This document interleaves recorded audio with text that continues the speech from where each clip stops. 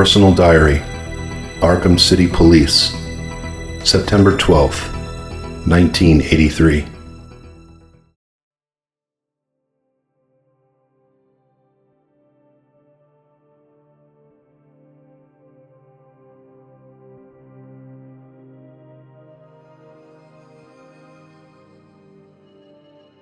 I have to remember, every time I'm out here, that it's not just my own personal feeling of dread that manifests itself with every passing moment.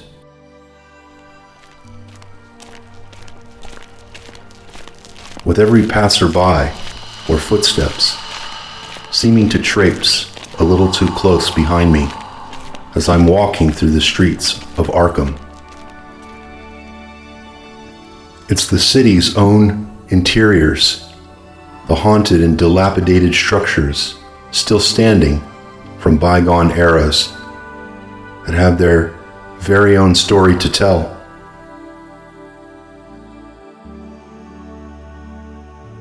Some of the older Victorian estates, many that were left in a state of disrepair after the Great Depression, were never completely demolished. They've kept their secrets neatly hidden for ages now, some with boarded up windows, others with curtains still neatly drawn to either side, where you can see into a room and imagine the damp, moldy smell.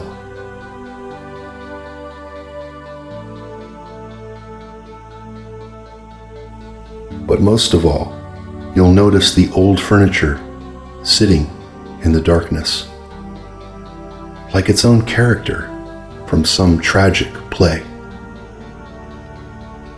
There was an incident I'd learned about my missing brother, who was also a detective here in Arkham, named Abner, and his investigations into a string of bizarre murders several years back. I was still too young to remember what my mother actually told me when Abner suddenly disappeared one cold evening in September of 1964. That incident seemed so far removed from the shithole this town has slowly turned into. The scene my brother described was a flophouse where he found a dismembered hooker. Later in his report, having described in detail that her whole lower abdominal region had been removed with surgical-like precision, her organs carefully removed and strewn across the floor like an unfinished experiment.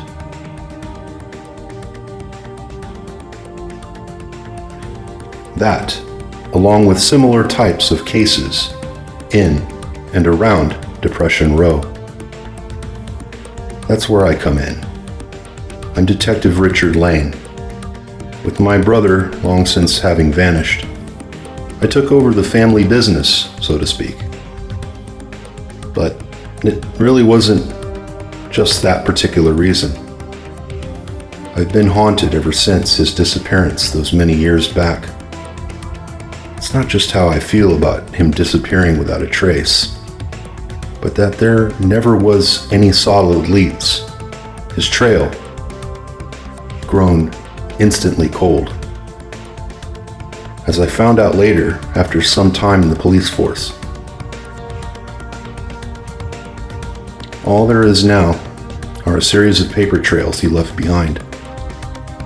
I can almost hear the sound of his voice whenever I read one of his personal journal entries.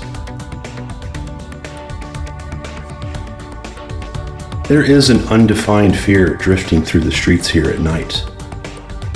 Many reports all over the city of people behaving in a strange manner, as if they've somehow been taken over by an unnatural force.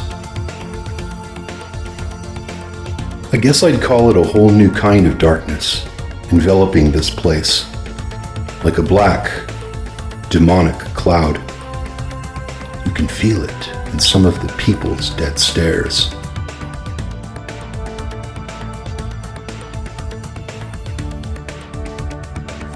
Crackheads are one thing, but the amount of cases our precinct has seen in the past several months ones where someone looked as if they had been lobotomized after committing a heinous act, like ripping open and eating the raw flesh of a dog or a cat, leads me to question what's behind all of it. Like that incident out at Bob's barbecue joint a week ago. Seemed like just any ordinary night.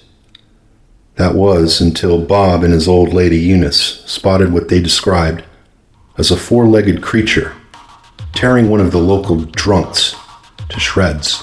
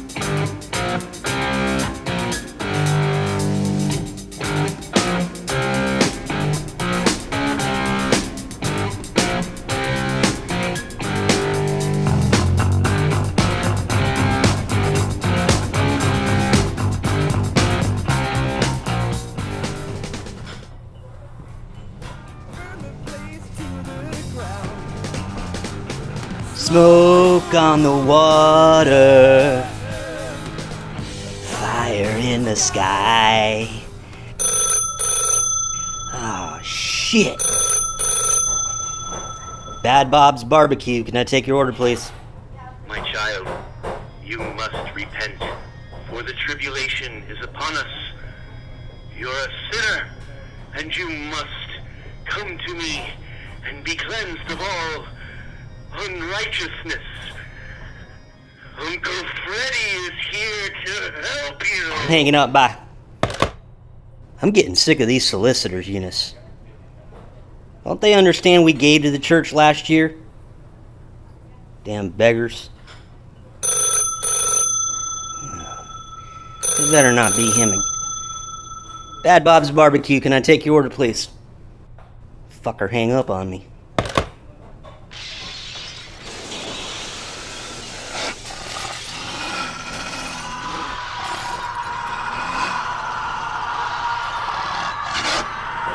What the fuck? Jesus H. Christ, what is going on out there?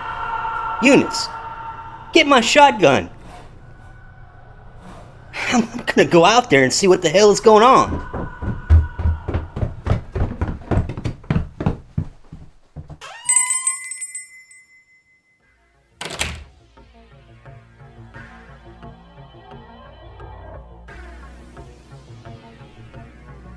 What the hell happened to you? Oh, God.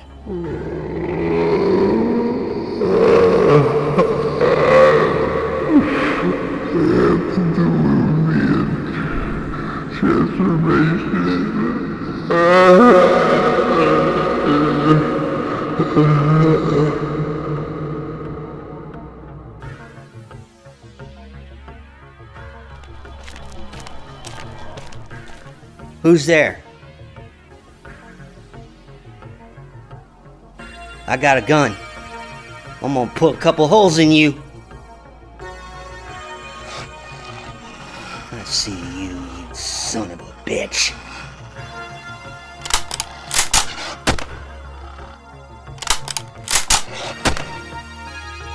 Get out of here, you devil, and don't ever come back to Bad Bob's. You got it?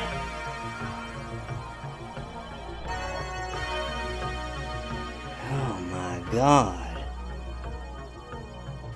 Look what they did to you.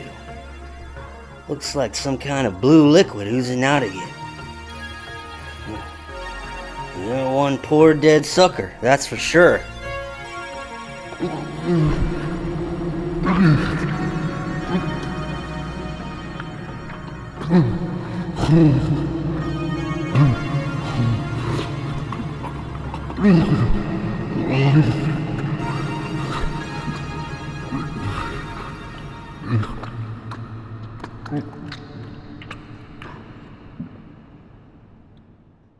That was where the trail left me.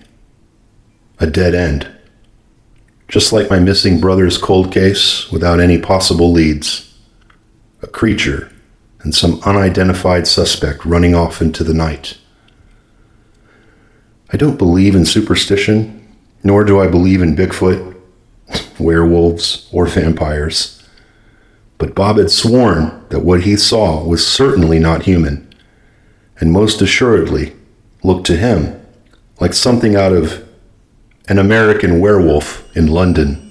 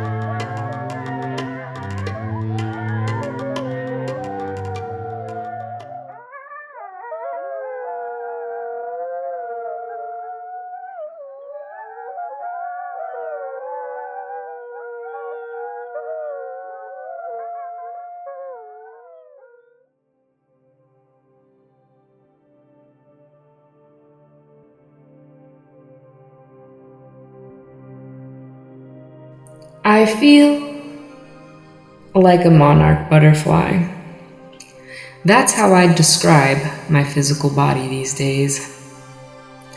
A perfect balance between hiding beneath a thick layer of human skin, which I consider to be my own set of wings, giving me protection from the outside world. A world that knows nothing of who or what I really am. I've long since shed my slug-like exterior. And somehow I've wound up here in a shitty motel room.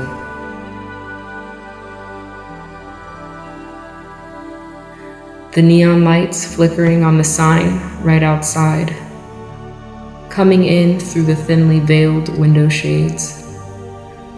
I truly wish there was something worthwhile on television while the boys are out on the nightly prowl. Well, fuck. It's late. There's literally nothing but stupid infomercials or that whack job televangelist telling me to send him money or some shit. I may just turn it off and lay here in the darkness, nestled in like before I came to Earth, tightly snug and warm in the depths of an ocean of nebulous gas. An inferno of radiation and stardust left over from eons ago, before time even had its own sense of moving forward from its present state.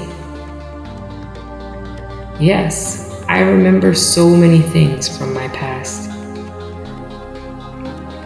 Back when I was just a black slug, oozing liquid shit from my mouth, nose, ass, and every other possible orifice. Then slowly opening her eyes to the universe, as if it had been my very first experience of being alive.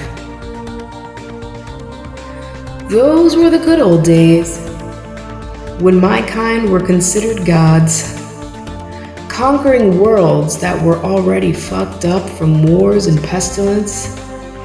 Our new world order established on each planet left those that we had conquered in much better shape than when we were originally found. With any luck, that exact same thing is about to happen here, on Earth. The antediluvian transformation.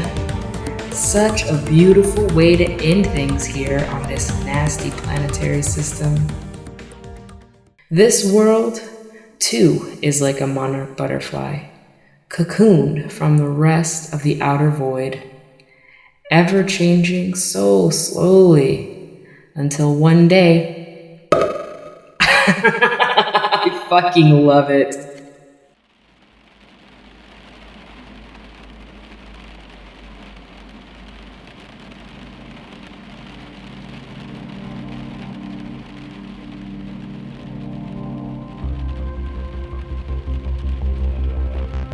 The sound of the rain always puts my mind at ease. Although it's just a temporary fix. There seems to be something looming on the horizon. A foreboding I can't explain. This fucking neon sign seems to flicker on and off constantly.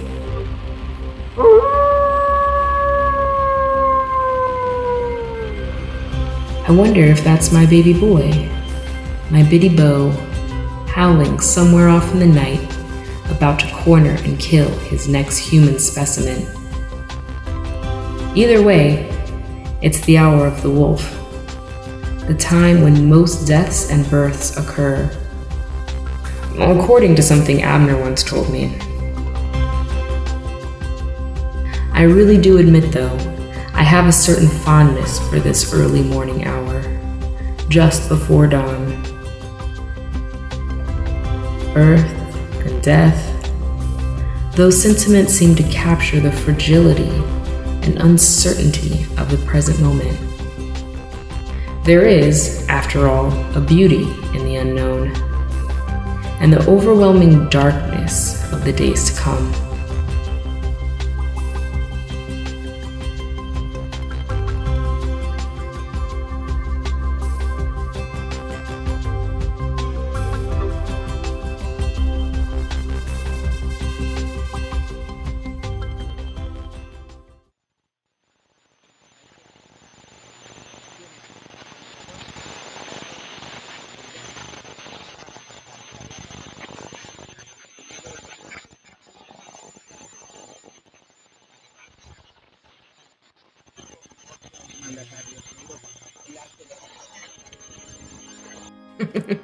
Fuck, it's this crackpot again.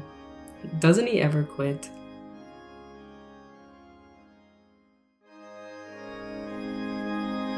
Children of God, sufferers of sin, you can reclaim your place in heaven only by giving. For when we give unto the house of the Lord, we make peace with ourselves and our righteous way into Jesus' heart. For he has died so that we shall live, and live we shall only by your generous donation. As you can see, I wear a cape and mask, not to fool you, my kind and thoughtful children, but to show that looks can often be misleading. I'm only as good as my powers of persuasion can attest, for Super Simon's Revelation Revival has raised thousands of dollars in his name to conquer poverty in our local community, to feed the hungry, to house the poor, to make what was once thought hopeless a solid pillar of his love. By calling 1-888-246-GIVE, you too can be a Super Simon Revival member. Free while supplies last. Your own Simon cape and handmade latex mask. But only if you act now. Damn. I'd better tell Abner when he gets back. There seems to be another like me amongst the humans. Took you long enough. What was the issue this time? Finding a suitable specimen isn't always the problem, Jade. It's getting them into a vulnerable spot so we can sneak up behind one of them, then make our move and be out of there in seconds flat. Wasn't so lucky tonight. We left the specimen lying there. You did what? Wait a second. Where's my baby boy? Is he... He's fine, Jade. He's gone back into the curve, remember? When he's not needed, he doesn't stick around. Probably better anyhow, since this room is so fucking small. Yeah, well, you know what will start happening now, right? Someone may have seen you both. That younger brother cop of yours will start snooping around and... What? You mean Richard? I can handle him. Besides, he doesn't know where I am any more than the people who knew me years ago. I know he's been looking for me, but nothing will ever come of it. We'll just keep moving from place to place if he starts to get too hot on our trail. You seem to have been in this shithole the longest. I also am not entirely sure how the portal thing works either, you know? Ever since I dropped acid and opened a giant hole in the ceiling, getting lost momentarily inside that crazy dimension, I just hope to hell if we need to summon more hounds, I'll be able to do so from another room. This one seems to have all the markings of the perfect time leap from our place in time, the angle, as I've explained it to you before, and into the curve of time. Yeah, I never really asked you. What was that experience like? You know, the acid trip? You never explained to me how Bo came into being. He just kind of started showing up. It was as if you were reading my mind. I sometimes forget you're an alien and can do all that. Shit, I guess we've got some time on our hands, now that we won't be dissecting any bodies anytime soon.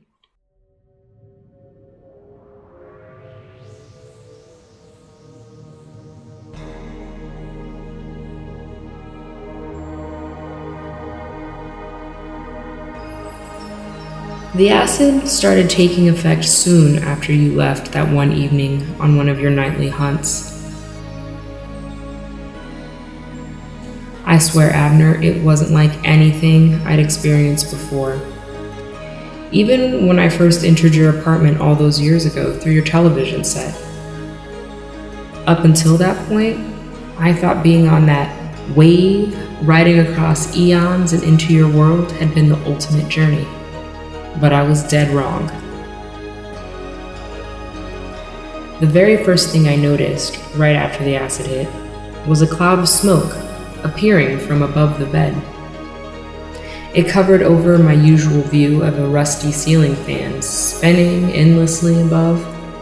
The next thing I felt was that the long tentacles, you know, the ones I seduced you with, had started to move from within my abdomen and protrude outward. They began to stretch out in all directions, developing their own set of hands and feet. They were grasping and kicking for whatever was through the cloud of that intense smoke. And that's when I realized my body was now hovering above the bed.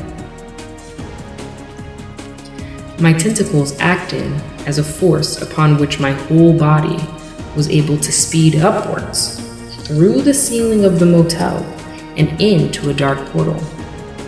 I was traumatized at first, shaking viciously and feeling the cold air that ran across my entire body as it swept up further into the darkness, a cylinder of black carrying me into some other time and some other dimension. It was fucking trippy, Abner.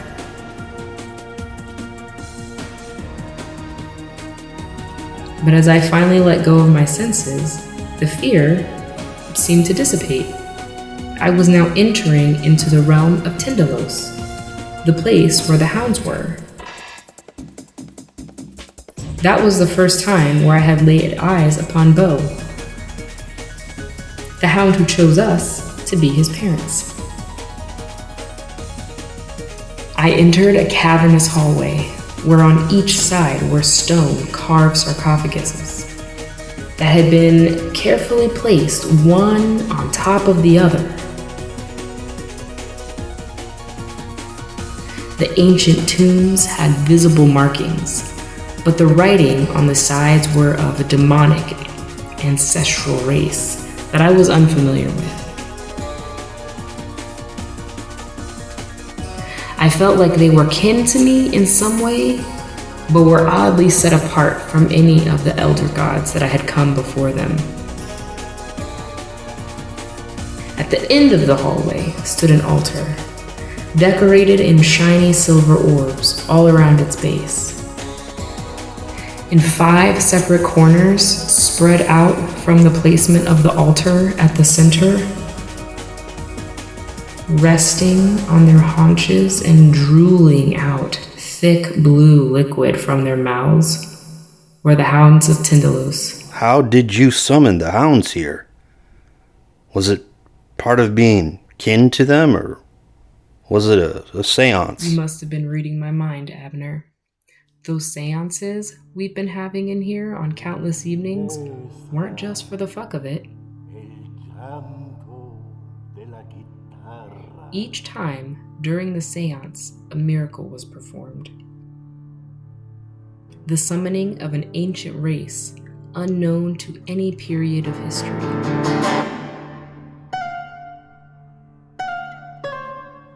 As far as this universe is concerned.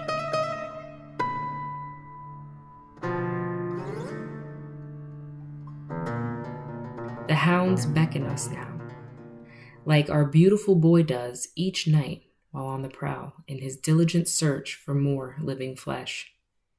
You see, Abner, we are the caretakers of the hounds, as my mere existence within their world caused them to attach onto me, like beautiful parasites. I think it's time to get some sleep, love.